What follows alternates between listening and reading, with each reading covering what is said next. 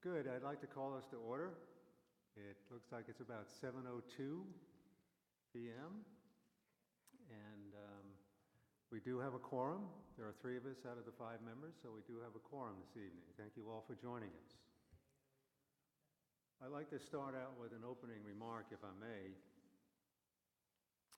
At our last meeting, where we considered the Snack Bites application for the first time, there were a number of interruptions of the speaker by members of the audience. These interruptions consisted of verbal comments, wisecracks, and even profanity. Despite my own multiple requests that the interruptions stop, they continued unabated. This behavior disrespected the speaker as well as our committee. Since that time, I have consulted those more experienced with public meetings than I, including Mayor Howell and Police Chief Simmons, and learned that such behavior is actually a violation of Texas Penal Code 42.05. Therefore, if anyone interrupts a speaker or committee member with verbal comments or profanity, I will ask them to leave our meeting. If this person or person refuses to leave, Sergeant Spears will help us escorting you out. It's really imperative that we be able to conduct city business in a professional manner with all due respect toward one another and the city we reside in. Okay.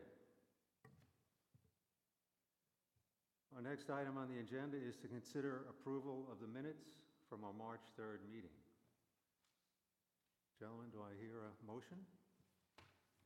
I move we accept them as printed. Okay. Second that. Okay, all in favor? Okay, minutes pass unanimously. All right, to the main item here, item 3. Consider and act upon an application submitted by Mar Group LLC, owner of the property located at 2101 Northwest Military Highway, legal description CB 5778B, Block 9, Lot 70, Castle Heights Addition, for the proposed addition of an indoor children's play area and snack bar styled as Snack Bites, and the review of the aesthetics of the building, change of use from previous IBC drive-through banking facility, and the creation of new parking spaces, as well as a drive-through pickup window. What we normally do is have the presenter, the applicant, make their presentation, and then we go into the public hearing. So at this point, I'd like to invite the Mar Group to come up and make their presentation. And keep in mind, folks, that the reason we came back is because we had asked you all to take a look at taking the drive around the back, as the neighbors had suggested. So if you be sure to include your comments on that, I would appreciate it. Can we get the lights, please?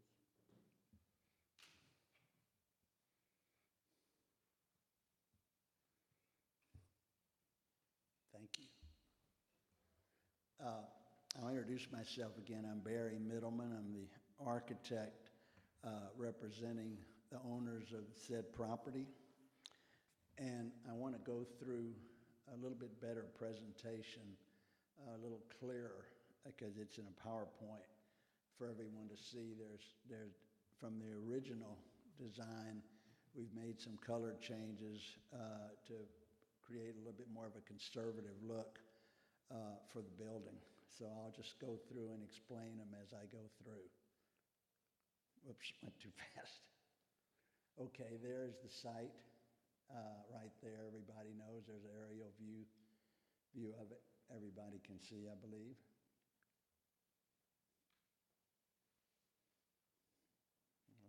Quick on the trigger here. There's some photographs of the existing building as it sits today. I took that picture before they took the sign down from for the IBC on that building.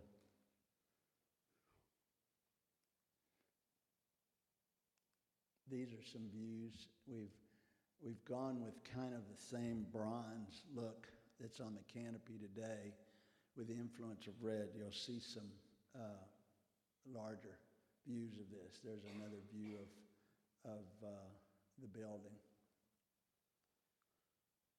That's a little bit more of a close-up. There is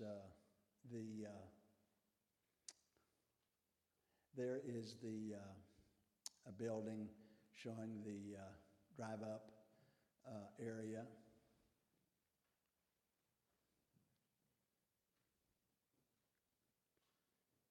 That is a view of the site plan today. And the A, where I've circled on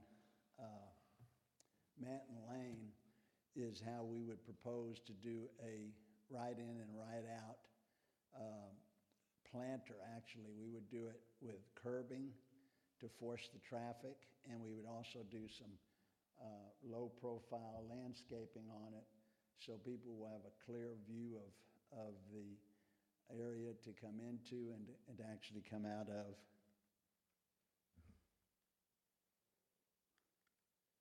And there are some pictures of the subject area of the west of the building that we've taken just to give a little bit more of a description of our study that we did for the proposed west driveway that the neighbors have suggested. We actually went to the detail of defining exactly what the driveway would require. I met with the contractor to go over all the items that were relevant. Just to name a few of them is the dumpster would have to move, so they'd have to build a new foundation for another location for the dumpster, and they would have to build another masonry enclosure because it has to be screened at another location. We have to move the air conditioning equipment, and I'm not really sure at this moment where we'll move it to because it has to still connect where the power source is on the west side of the building. So we'd have to move that. We'd have to build a screening, an enclosure that would screen that as well. We also know that there's a 30-inch oak, and you couldn't really see on the slide, but I measured where it is, and it's almost in the dead center of that difference between the property line and the west side of the building. In order to put a driveway into that area, the tree can't merely be cut off at the stump. The tree has to be removed, including the entire root structure, so you can come back and do the site work to prepare the grades to accommodate a driveway. There's also a curb, quite a bit of distance of curb along there that is going to have to be removed. I think there's some sidewalk also that will need to be removed. And the real challenge is the column that you see there. That column cannot be removed because that's what's supporting the roof for the whole structure. And so that is another issue in that it's in the very center of that west side of the building, and it only leaves somewhere around 8 feet on either side of it. And there's the worry that a car would either hit the concrete column or would hit the building, because the building is right on that line, as you can see or have seen in the drawings. And if they go on the other side of the column, they'll be so close to the property line that the car could actually fall off onto the other driveway on the other side. It's a very, very dangerous situation, and that column really can't be moved. But nevertheless, I went to the degree of sitting down with a contractor, going over all the specifics relating to what we would have to do. Contractor told me we'd have to do concrete paving because there's such a small work area, it'd be impossible to roll out and maintain an asphalt on that side of the street, side of the site, so it would have to be concrete. And When he finished, he gave me a bid that had every line item on it that I've given to the committee. That was in quite a bit of great detail. And I think all of us will be very surprised when they determine what the bid would be to put in that driveway with all the elements that we're having to deal with and accommodate. So I feel we've done a very, very good study. I don't really want to get into a debate about whether the driveway onto Manford is appropriate or not, because I'm not sure that that's relevant to the architecture of the project. But I did note that every single commercial property along Northwest Military Drive that corner a neighborhood street, every single one without exception have side entrances onto that residential street. So what's happening here is the question of closing the driveway on Manford would be an exception to the rule. It wouldn't be a legitimate argument because precedent has definitely been set on all the other locations. I believe I've made a pretty thorough explanation of the extent we went to study this option, because we really did take a hard look at it to see if it was affordable and to see if it was even functional. Thank you very much. Okay, thank you, Mr. Middleman. At this point then, folks, it's approximately 7:14. I'd like to open the public hearing and invite the public to make their comments. We have the citizens to be heard list, and the first on the list is Don Rochelle.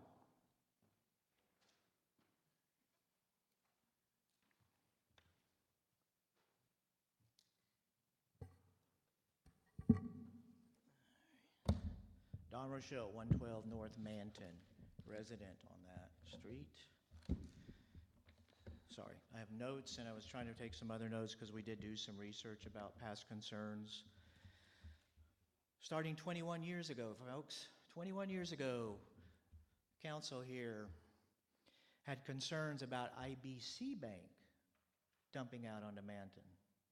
But I'll get into that. Have you guys ever tried to go out Manton and take a left? Do you even know what that's like? Do you know, sir? Yes, I do. Okay, and is it real easy?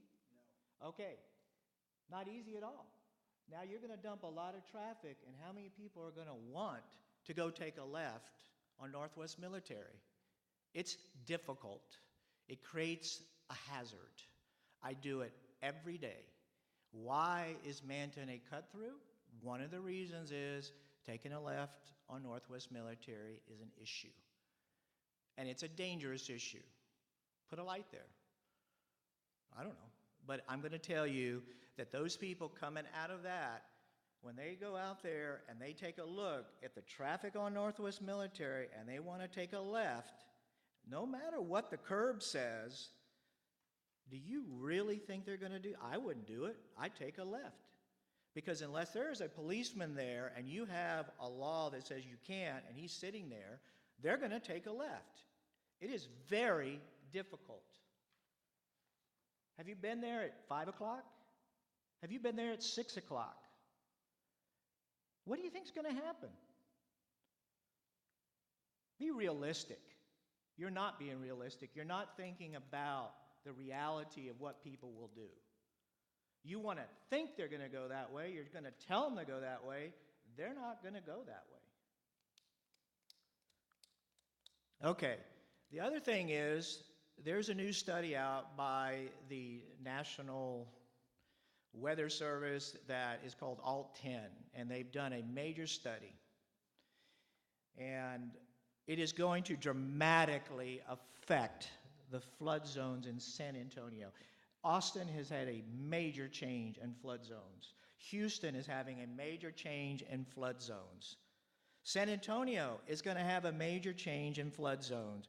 The 500-year flood zone is going to go to a 100-year flood zone. All right, we have a major problem on Manton. This is what you guys don't get. They don't fix our street for one reason. One reason, flooding. Now, you're going to put people on a street with a flooding issue, and God help them if it's at night, because you can't see it, and there ain't no way the city of Castle Hills is going to put barricades out to let them know you better not go through there. All right? Since the last 20 years, we have a big impervious cover issue. We got new apartments coming up next to Walgreens. You've got new sidewalks. You've got more development, and the issue is going to get worse. And there is a proposal to do a little bit of work on our drainage area, but I'm hearing the bids come in high, it might not work out, and it's not going to be an answer. So now you're going to subject your clients to more exposure. And it's not a little bit, folks. It's a lot. It comes into my yard, it floods the house, and you can't see it because the road dips there and you don't even know it goes down. So you think you can just kind of slide across it. No, it goes down. Somebody's going to get dramatically hurt or die. And the more traffic you put on our street, the more of a risk you're going to create for Castle Hills, because if you don't do anything about it, they're going to come sue you. And you know what? I'm going to sit there and go, I agree. So that's a flooding issue on a street that cannot handle the traffic. It wasn't built to handle the traffic. We don't have the road system to handle the traffic. And if you think you're going to turn in the Northwest Military and they're going to see that traffic, not going to happen. I've lived there 20 years. You don't live there. You have no idea.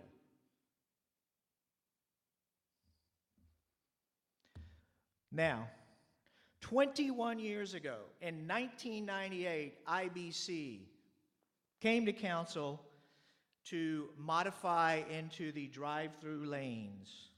I have notes pulled from public records that shows that the council deferred action 2 times on that IBC building because of traffic. 21 years ago. And those bank lanes were more active back then, didn't have the traffic you're going to generate. And we're 21 years down the line with more traffic on Northwest Military, more traffic on North Manton, and it got kicked back 2 different times. And on one of the sheets that came from Castle Hills Public Records actually has on the drawing a big question about traffic and drainage. And where's the traffic study? Do you have a traffic study? We haven't seen a presentation of a traffic study. We would not do a traffic study until we do the construction drawings upon approval by the Architectural Review Board. Well, I'm just saying there isn't. So I'm preparing you for council, okay? I'm preparing you that this is what happened. And you know what else happened? Very interesting. IBC was required to notify all the residents before the final council meeting. That was the agreement with the city. They didn't do it. They ramrodded it through, and they cut back the people from showing up. And it was brought up, and these are notes in your council meeting notes, that it was brought up that was wrong. And that was not what they were supposed to do, because it was a concern about traffic 21 years ago. Come on, guys. A lot has changed, and it ain't been for the better. In 21 years, you haven't fixed my street. And you're going to allow, a right-hand lane with Northwest Military traffic is much greater than it's ever been, and getting worse as time goes on, and you're going to think they're going to go that direction, and you're not going to come down our street? No. So That is a real disturbing situation when IBC pulls a last-minute deal to keep down any vocalness from the last council meeting, and unfortunately, they proved it. So that's ramrodding. All right? And I have a little bit of an issue, an ethical issue, when I have somebody who sits on the council up there, on this committee, recuses themselves from the committee, but turn around and makes the presentation back to the committee about a project. Not that you don't work on the project, but you're making the presentation back to the committee you recused yourself from. In a lot of places, where's the ethics in that? That's a little unethical. And I've talked to several people about it. It's not just my opinion. Now, it might not be against the law, but it's a bit unethical. So I feel another IBC situation is coming where we were kind of ramrod, and I know we caught this group off guard because we showed up with a lot of people. I will tell you, if this does pass and go to council, you're going to see our whole street here with a petition to tell you no. Not that you can't go around the building, you just can't come back on that. So, given what I just heard about all other locations on Northwest Military, everybody talks about Sushiana. Sushiana is not a cut-through street. And they do have an issue. Do you think it's not an issue? It's already an issue. But they don't have a drive-through. They're sit-down. Now you're going to put drive-through? Oh, come on. That's not an apple and an apple. You're taking an apple to a grape. It's only on the east side of the street that you have a concern, and the other ones don't have high traffic. Come on, guys, it's not logical. 2, we already will do the tree removal for free. With an expert, it's a professional, that removal of a tree, and we love trees. We all have trees. But nobody sees it, nobody knows that it's there, and we have somebody remove it for free. All the way down to whatever you need. So that cost is out of there. You talk about, the car might hit the concrete column. More important than a car hitting a pedestrian on a street that has no sidewalks, no curbs, and a lot of traffic. Wow. Hitting a driver who's supposed to take a right turn can't drive through a drive-through slowly, and you're more worried about that? Another thing, more worried about having to come up with the money to put a concrete drive because of all the traffic that's going through there. Wow, isn't that what we're talking about? City of Castle Hills, do you have money to fix the street because of all the traffic they're going to dump out on it? Oh, they don't pay for it. The City of Castle Hills pays for it. And we have streets and drainage, and we don't have money. Again, I'm listening to these arguments, and folks, it's not making a lot of sense. We're here to try to find the solution. The solution is to go around. If it's going to cost a little money here or there, and they want the drive-through, and that's part of your business model, then you know what? Make it go around the side, take it back out to Military, and watch all the traffic back up again. Because maybe that's your concern. Oh, well, they're going to go around in our parking lot, and now, oh my, we're going to have a backup. Exactly. I don't want the backup on Manton. It's your project. It's your problem. And also, go anywhere in the city and tell me where you show that there is any drive-through restaurant that dumps out onto a residential street. It's going to be really hard to find that. They either curve around like Starbucks, or like most of them go to curve back around and go right back out, or they dump on a transit street. But I have yet to see a drive-through, and especially with new regulations, that ever drop out onto a residential street, except in Castle Hills and on Manton. So, Sir, are you there's nearly done? We have 9 other folks that need to speak. 900? 9 other. Yeah, well, I'm pretty sure, I think that's it, but I thought that was quite a bit of information that you needed to consider when you're trying to make a decision about this project. Okay, thank you.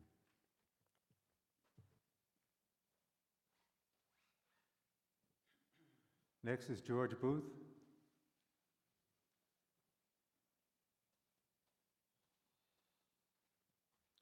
George Booth, 124 Dogwood.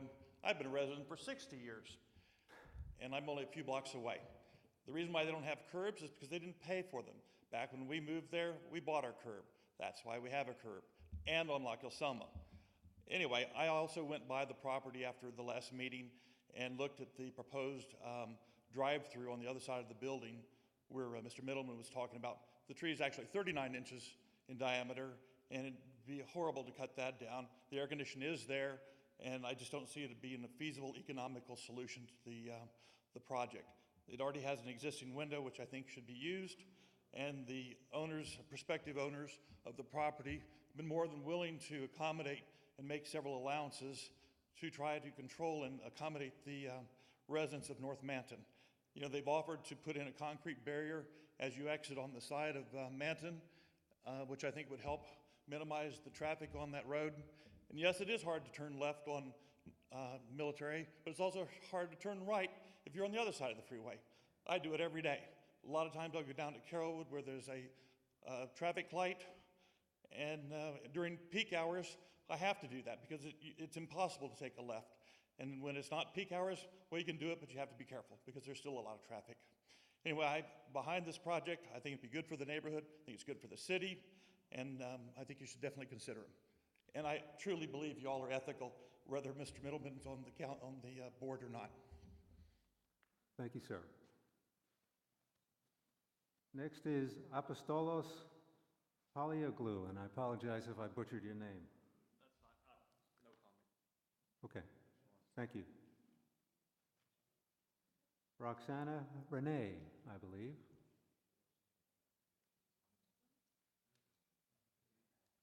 So I'm part of the owners. We get together with the neighbors last week. As I said before, we're not here to fight, but in our monetary possibilities, it's not easy to do what you're trying to, the drive-through and curb. So again, we're not here to fight.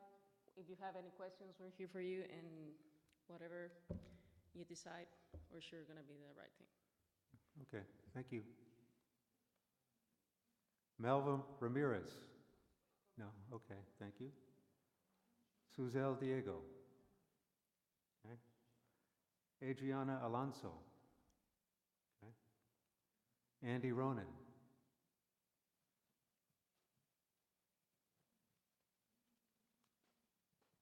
Andy Ronan, 102 North Manton. I want to thank you for meeting us the other day. That was very nice of you, and even though, excuse me? Speak in the microphone. Thanks again for doing that. When it comes to the tree, I do this for a living. The name of my company is The Stump Guy, and I take out stumps, trees all the time for commercial. This is a doable thing. We can do this to get concrete poured over it without any issues. The mechanical isn't going to support what they're looking to do for the playground. There's no way that AC is going to keep up with it. So I see the AC moving anyway. It's probably going to end up going to the roof. I really don't think I just don't think the AC is going to handle what they want to do. So this isn't an extra cost, I don't think. I think it's just a reason to say this is going to cost too much money, which I don't think it is. I don't think this project is changing it the way we want it is going to cost a whole lot of money. $150,000, I think, is what you said last time. It's nowhere. I could get it done for a lot less than that. And if it's a matter of money for the safety of the people on our street, I think any cost is worth putting into the building to make it safe for everybody in the community. And that's basically it. We're going to be ready for the next meeting. Okay, thank you.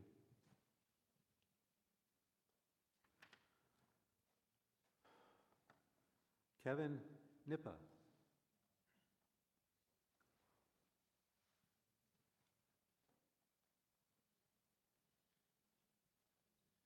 Yes, hello. Thank you very much for letting me speak. I live on, Kevin Knipp, I live on 210 Hibiscus Lane, and I went over and looked at the property when I found that this was happening.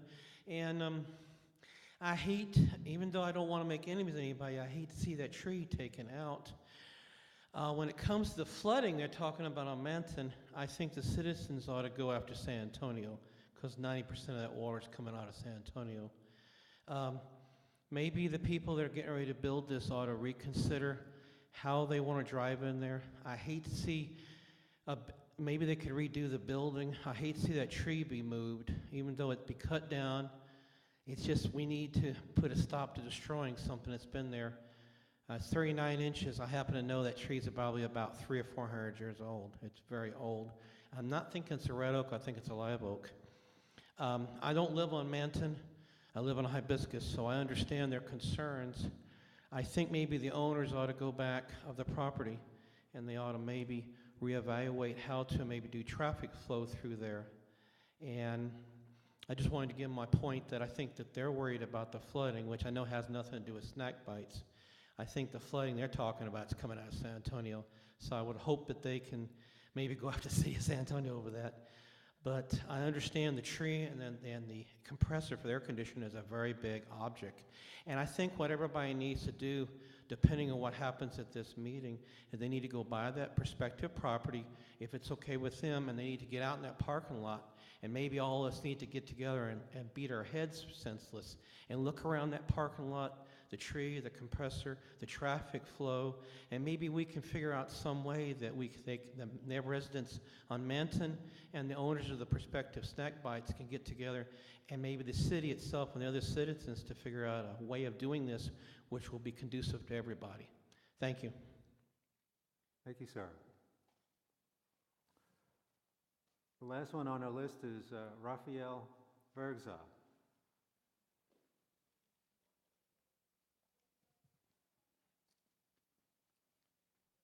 Thank you, 104 North Manton.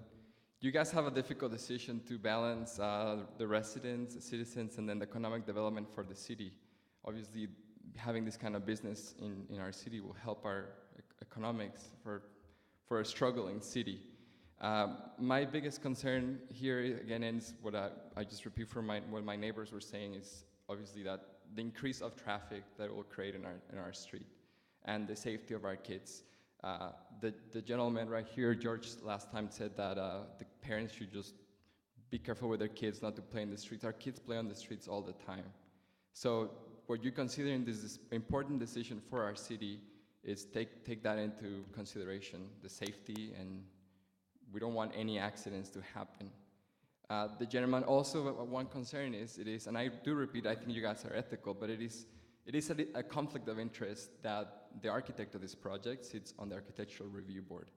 It might be not illegal, but it is a concern. Thank you. Thank you. Okay, that's everybody on the list. Is there anyone else that would like to say something? Okay, thank you all. Okay, Jeanette, it looks like it's about 7:35. Let's close the public hearing. And, okay, gentlemen, it's our turn, and I guess we need a motion and a second to begin discussion. I'll move. A second. Okay, thank you. Discussion. Matt, what do you think? Questions, comments? Any questions for Mr. Middleman? First, I just want to make a statement. Mr. Middleman has not discussed this with me in any way, shape, manner, or form, or communicated any manner or form about this project, nor do I care that he is on the committee.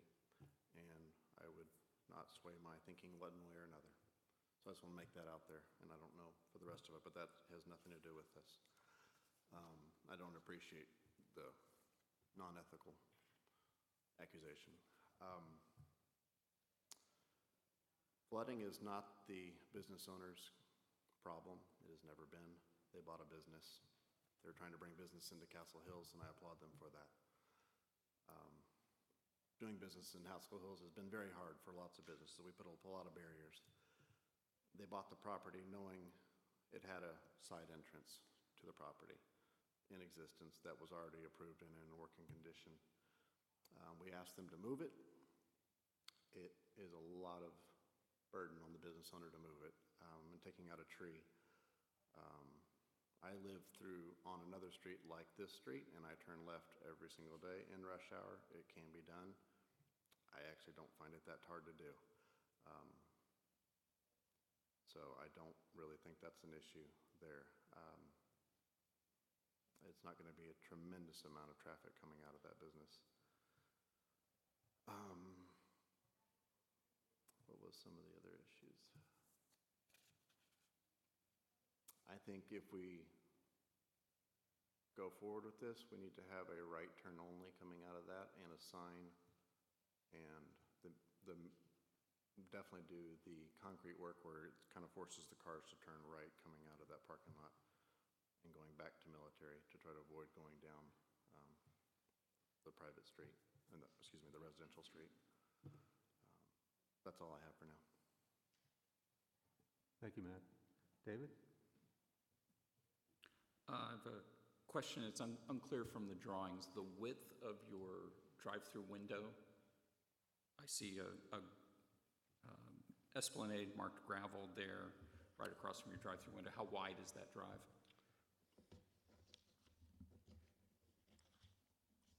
I try to provide at least 11 or 12 feet of width for maneuvering. I've been looking at that myself. If any new grading is required out here on the parking lot, which there will be, I don't know if that is an encumbrance or not. It's plenty of width to go through. I just don't know whether it's something that would need to be removed or not. I'm trying to I don't think it's compare it. relevant. Pardon me for interrupting. I'm No, trying to compare it to the width that you point out on the north side where you've got that column in the proposed Well, drawing. that's the west side. Sorry. And it's quite a bit wider than the clear path.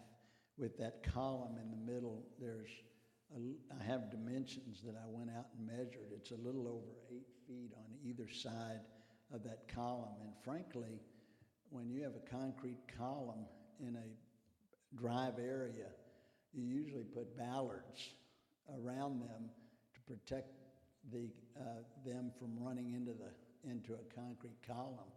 And I'm not taking that into account. That column is on a diagonal, so it makes it even wider than it would be if it was square. A column cannot be removed because it holds up the roof, and you wouldn't be able to support the roof if you had to remove that column. I wanted to make another comment that was discussed last week, and I haven't heard it mentioned tonight, and that was the neighborhood seemed to believe there was a noise factor at the menu board, and there's not really the concentrated amount of drive-through that you'd see in a fast food. We were asked how much traffic there would be approximately, and of course, in this type of a business, it depends on what time of the day, but they don't anticipate, even at their peak, more than 15 to 20 cars in an hour. And that's a pretty light load going through there. And I don't even believe it's a drive-through anymore. I believe it's more like a drive-up, because now they've agreed to dispense with the microphone and speaker and let the residents just see the menu board for choices. They'll then go up to the window and place their order face-to-face with the person inside.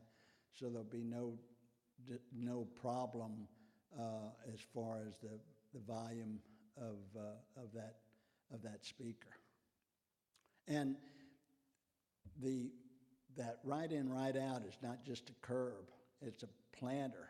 And that means that you would be able to put, you don't want to block a driver's visibility, but you'd be able to put hedges in there, something that would be a very definite visual barrier. And then we would have a sign also standing there just to emphasize it. And we'll put arrows also on the parking, on the inside, on the outward and inward traffic And it's just, we really did a very detailed study, and having a lot of experience and going to the contractor that has as much credibility as any contractor in San Antonio, I believe that he's given a very detailed accounting, and I don't believe that anybody could just take that casually. Did I answer? I've seen a lot of these right-in, right-outs, and some of them are real impediments to turning left, and some of them are treated merely as suggestions. What about your right-in, right-out is going to be more forceful of making people turn right only, as opposed to just, oh, that's a drive-over curb, I'm going to go left anyway?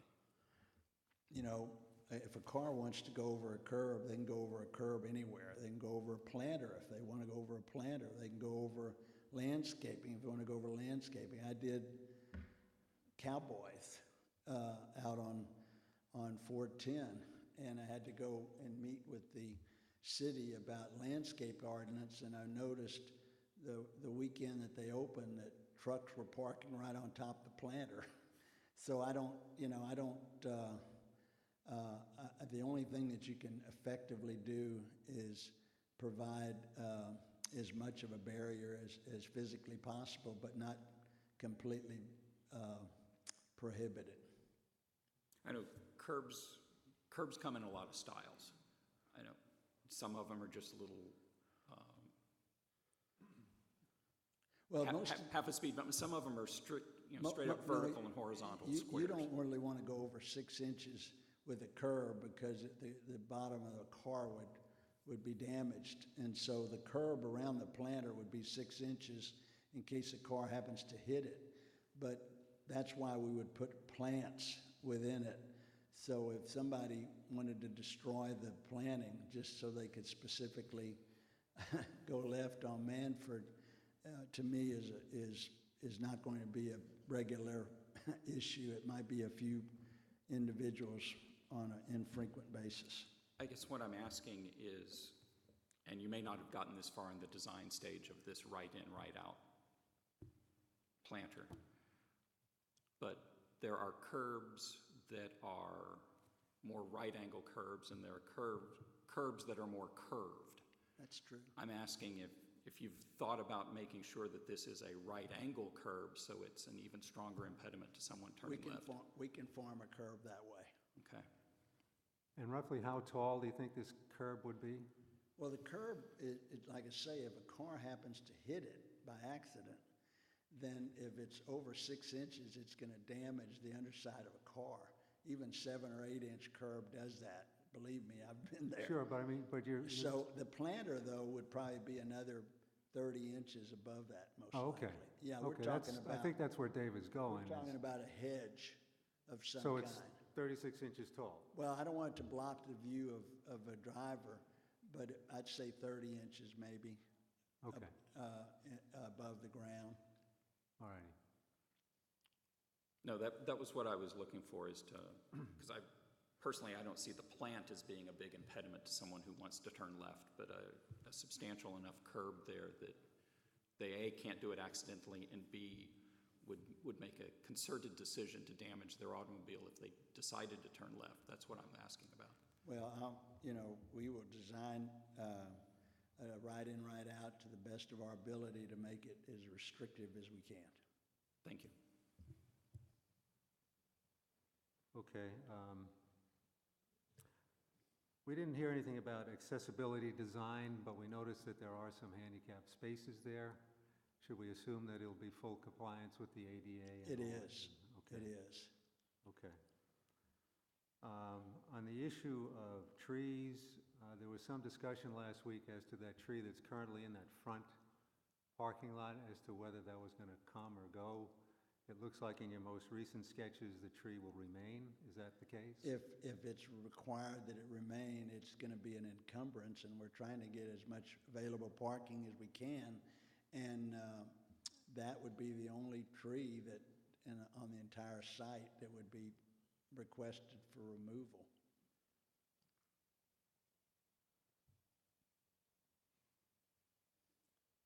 Okay, in terms of your air conditioning design, your HVAC, you're adding a pretty fair amount of new space to that. Is that going to be, is there be a rooftop unit that's screened or something, or what's the plan? I'm glad you brought that up because the current condensing units was air conditioning only the building that was there for Right. the tellers, and that's all that would air condition. It certainly wasn't intended to air condition the entire facility. Yes, we would put rooftop equipment on the roof over the play areas, and we'll put them back far enough where they'll be screened from the street. Okay.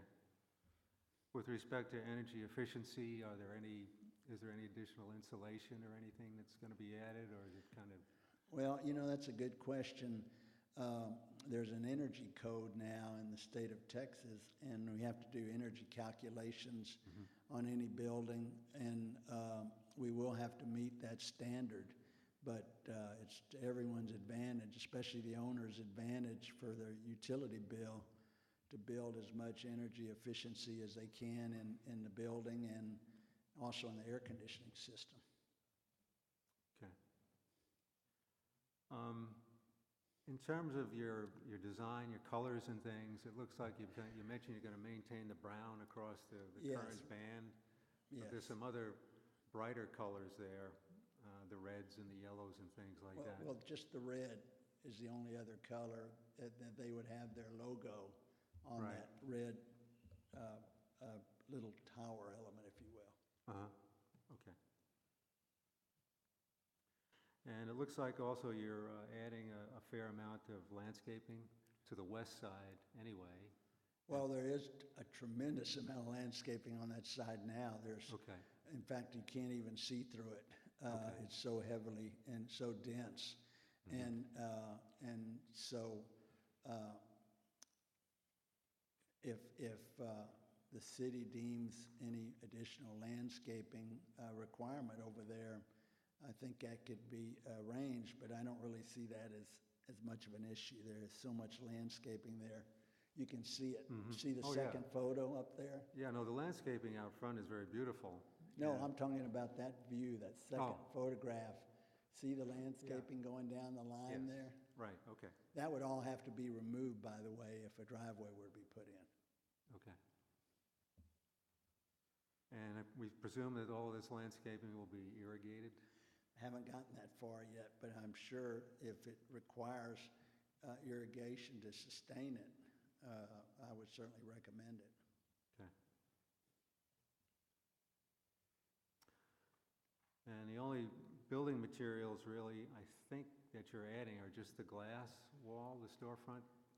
They're adding storefront, and what we wanted to do, and again, this is conceptual at this stage, is we may want to design into the front of it glass garage door types of glazing, so when there's cool weather and it's a nice climate, they can save on energy by raising those up. And if we do decide to do it that way, we would put a railing surrounding the sidewalk there so children wouldn't be able to come out. It would just be for ventilation. Okay. And you've kind of articulated the area and the entry with your little tower. Is that simply a stucco material that you're proposing there, the red piece? It may be some hardy plank. We Oh. really haven't gotten to that level of detail. But it's something durable. Oh, absolutely. We're yeah. using that. It is so versatile material now. We're using that frequently on most of our retail and commercial developments. Okay. It's very, very adaptable. Okay. Very well. Okay, Anything else? so that's it. Thank you, Mr. Miller.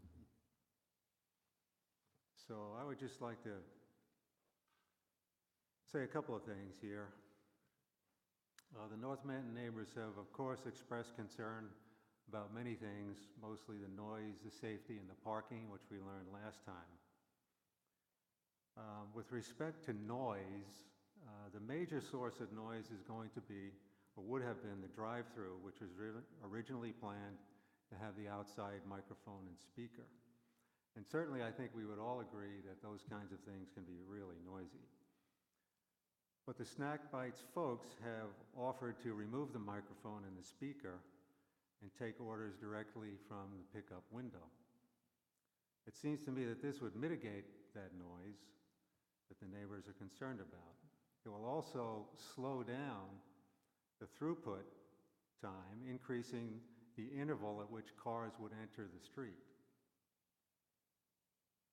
With respect to safety, I think the neighbors rightly fear turning a quiet residential street into a busy thoroughfare, thus jeopardizing the safety of young children, which nobody wants to do.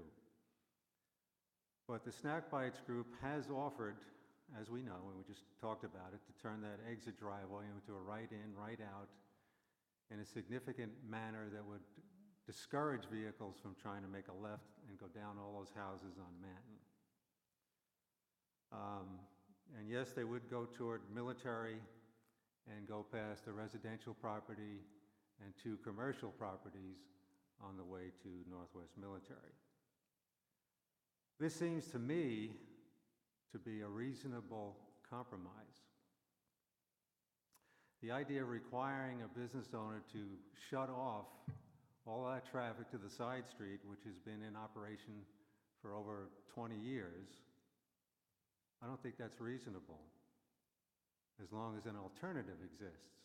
And there is an alternative with the right-in, right-out drive, in my opinion. One of the charges of the Architectural Review Committee, as stated in the handbook that we received upon a commission of our job a couple years ago, says, quote, "We are to enhance living and business conditions within the city," unquote. So this statement suggests to me that there's a balance of both residential and commercial concerns and interests. And that's our job, and that's our effort today, is to try to achieve that balance. And I think with the concessions that the Snack Bites folks have offered, that balance does exist. And so the other issue then was parking that the neighbors brought up last time, and I'm completely in agreement with them on that one. I think this business is one that would be quite attractive to young families, and I would expect that there were probably quite a few cars. Barry mentioned the 15 to 20 or 20, whatever it was, through the throughput. But in terms of parking spaces, if my math is right, there's 29 parking spaces on that site. May I comment on that? Please. The owners have visited the business establishment next door, and they're so happy about the use of that property that they have offered to allow their parking lot for overflow parking. They've agreed that they'll share their lot with ours to give us, especially since there's a division of time factor with businesses, they'll be closing probably at around a time when maybe there'll be a little more density within the Snack Bites parking requirements. But I was really concerned, and I wanted them to have some form of agreement with the adjacent property owner, just like we did at Sushihana, where the other neighbor offered the use of their parking lot only as overflow parking, not as a rule, but only as overflow parking. That should hopefully resolve any predicament as far as parking demand. Will there be signs as such? Well, we sure can. That's what we did at the other location. Yeah, I think it would be important for that to be effective. I think we can to do be that. clear We don't want where them the parking on the street. other parking is.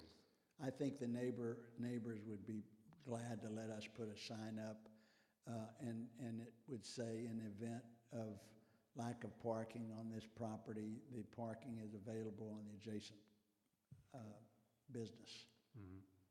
Okay. If that agreement is in place, then I would be more comfortable with the parking situation. And I would count on staff to get into the details of what zoning requires for parking and make sure that any shared parking agreement is in compliance with the zoning ordinance. And so, okay, gentlemen, there was a motion. Matt, would you be kind enough to restate your motion? Is there more questions? I'm sorry. No. Comments? Okay. Okay, is there a motion, gentlemen? I so move What is your motion, Matt? that we accept the proposal Okay. with the right in, right out. I second. Okay, if I may, I would add the stipulation that there be a parking agreement in place so that they can have more parking. I would also stipulate that the tree that is out front remain. Any comments on that, gentlemen? Okay, so could we please amend the motion? I guess it's three things: the right in, right out parking, the tree stays, and there's a parking agreement with a neighbor to achieve a better parking ratio. And this is in the form of a recommendation to council. Yes. So, okay, so all in favor? Okay. Thank you all. I move to adjourn. Second. All in favor?